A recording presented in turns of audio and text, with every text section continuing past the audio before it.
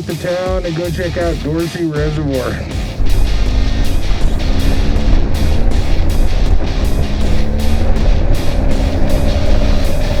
It's our 6,000 mile review video of the 2022 BMW GSA.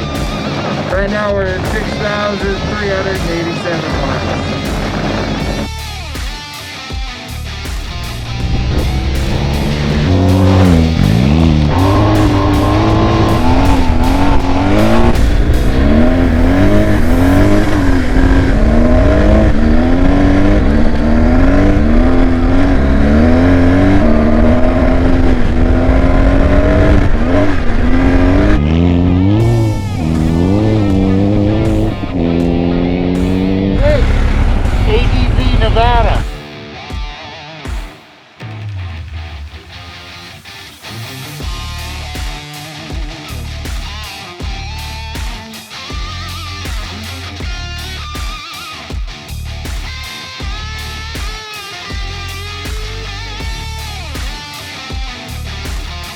How's the bike handle the wind?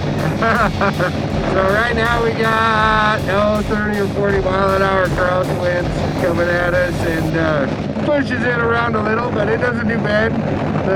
Compare it to the Pan America and the Super Tenere that I had, I would say that it's pretty comparable to the Pan America. The Pan America, for whatever reason, it didn't get pushed around at all. That bike was great on the highway. Not my favorite off-road though, but the Tenere, it did good on the highway and excellent off-road also, kind of like the BMW. Had all the right kind of power in all the right places. That Tenere, boy, it got pushed around in the wind. I mean, it got blown all over the place. I remember coming over like way out in the desert on the freeway on one of those little tiny overpasses that like blip over and the wind just whips through there. I've hit the other side of those and it's pretty much put me right in the other lane on that Tenere. This bike does better in the wind. You know, when you're out riding in the desert and it's real windy and then all of a sudden it just stops. You know that you're in for it. The big old gust is coming for you. You're just in the eye of the storm.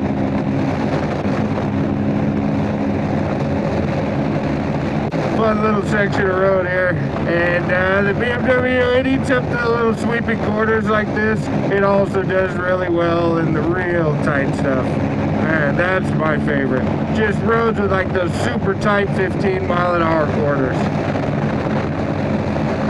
The BMW, the GSA, I'm under the impression that the GS, the only real difference is just the fact that the tank's a lot bigger and this comes with some crash bars and stuff like that. Skid plate on the GSA. But one of the things about the GS, I guess the only con I could really think of, and it has to do with the boxer engine or the horizontally opposed engine. The fact that when you go from a parallel twin bike or a V-twin bike and you're riding off-road or coming into parking lots, whatever, it took me forever to get used to the fact that there's big cylinders right there, and I always want to shin myself. I'll put my leg forward and I'll shin myself right there on the crash bar or the cylinder head itself. But now with that con, it makes a great place to put your legs. It's pretty comfortable cruising down the highway with your legs out in front of you.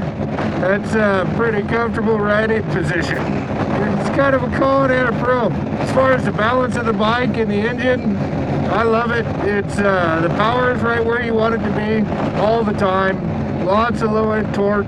Top end power, I think it's a little lacking in the top end compared to the Pan America or even the Super Tenere. I felt like the Super Tenere had a little more high RPM power than the BMW does, but the BMW, it just gets right with it. The only place I really see where the BMW struggles, and that's probably like after about 130 miles an hour, the power really just kind of cuts out, which is okay with me, really. I mean, how often do you do it going that fast? Not to mention, I love running knobby type tires, real heavy, aggressive off-road tires. Those really aren't made for doing much over 130 miles an hour either. Other than that, the low-end torque's awesome. The balance of the bike is awesome. The bike does great at real low-end speed. It takes you a while to get used to some of the creature comforts, like that hold brake assist or whatever, where it locks the brake up for you at like intersections and stuff like that and just holds you in place. I think I probably put 5,000 miles on this bike before I figured out that all you had to do was just give the front brake lever a good pull and it would engage that brake hold, or if you gave it another good pull, it would disengage it.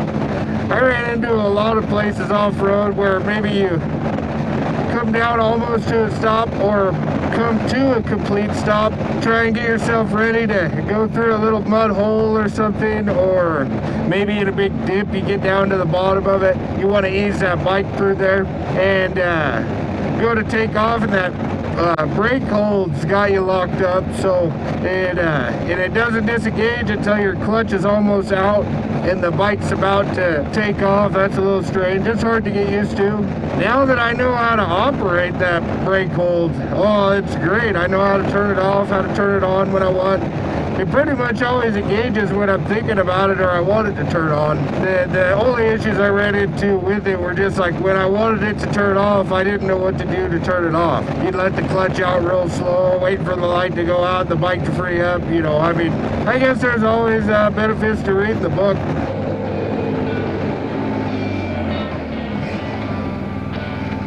I think this is the road out there. I'm gonna double check my map.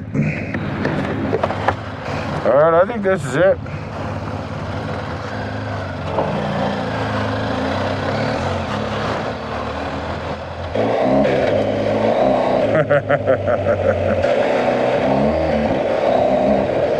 Yeah, that's fun. This is road mode on 2022. So the traction control is pretty awesome. It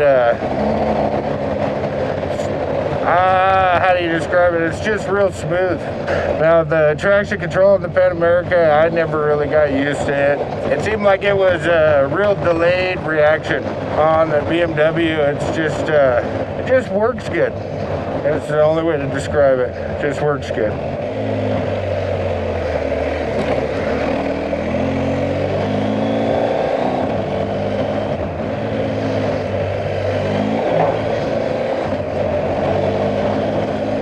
What's this sign say? Dorsey Reservoir is private property. Oh, admittance is revocable at any time. Oh, check this out. Yeah, not even very far off the road. Little range pond. Pretty cool though.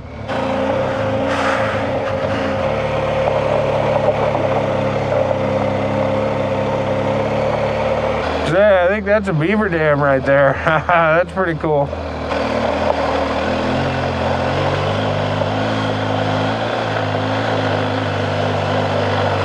Couple of beaver dams out there.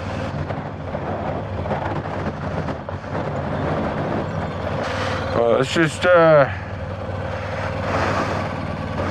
take a little break right here. Dorsey Reservoir, Northern Nevada. On our 2022 BMW GSA. The review video. What do you want to know about the bike? It's amazing. Should I sit in the garage, buy it, and we'll talk about it? Or do you want to see it in action?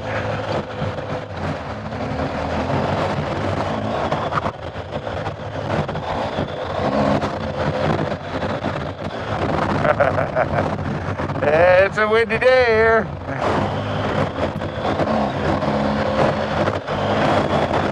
So I'm just coming up on my second oil change now on the GSA. I changed the rear end oil, whatever you want to call it, the little tailpiece that spins the rear wheel, the shaft drive. I'm sure BMW's got some kind of German name for it. Everything's been great on this bike.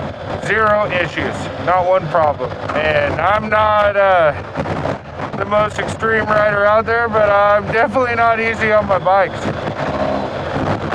The traction control has been tested to the limits. Tires have been tested. I've had it at its top speed. But what I really love doing on it is just finding random dirt roads to random places and going there. And having a little fun on the way there. Find something cool to go see and go see it. I've had it on a few road trips now. I took it down to Utah, took it down to southern Nevada and the northwest corner of Arizona there. Rode all over, rode through Oatman, rode through Chloride, Arizona. And there hasn't been one hiccup with this bike. Not one time has the bike made me feel like, make me wonder if I'm going to be able to make it home. If you haven't seen my Metropolis video, we got out in some pretty ugly mud trying to get there. And, just mud bogged all the way there. Not even a hiccup out of the bike. I can't complain. Earlier I was talking about the refinement of the bike. The bike is just refined. Oh, I did have a problem with the bike. I ripped the windscreen off. You can see the little cracks that are forming around my screws. I need to order another one. I put this little reinforcement bracket on there. Most of my older videos on this bike, you'd hear the windscreen just had a little rattle to it from the factory. It was real convenient being able to raise it up and down and lower it, stuff with that knob there, and not have to undo these little tension knobs, which you can do while you're riding. It wasn't as strong as it had looked. So when I replaced those two little plastic brackets down on the bottom of that, I added this little brace after watching a few YouTube videos talking about them, and they got installation videos and all that. Pretty easy to put on, really. Other than that, zero issues that I could think of. That really wasn't like an issue where you thought you weren't going to be able to make it home or anything like that. The engine, everybody knows about it. Big boxer twin, twin valve cam, no issues. I do think it sounds pretty cool. You can hear it sometimes when you're ripping through stuff and you'll hear it go from like one cam lobe to the other cam lobe.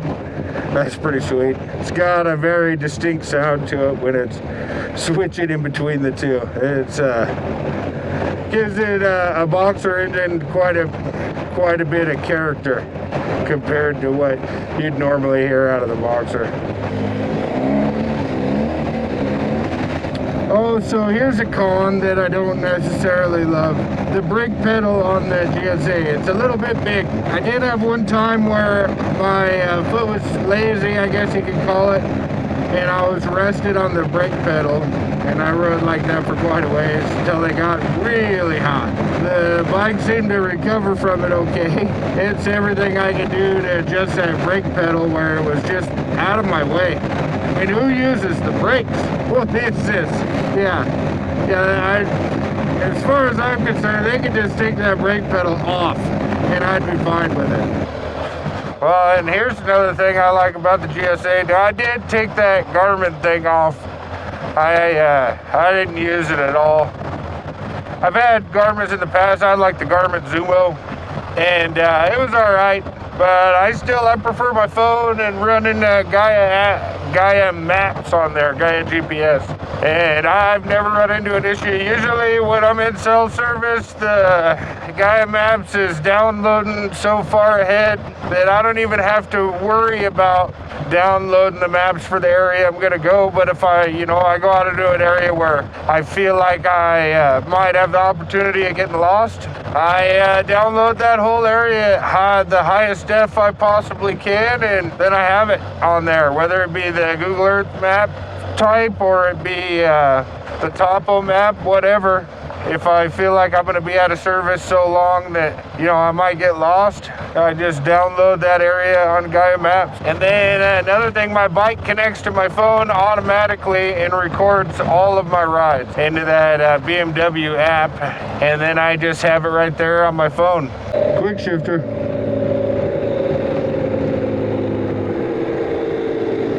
Yeah, How could you not love that? I mean, that's just great.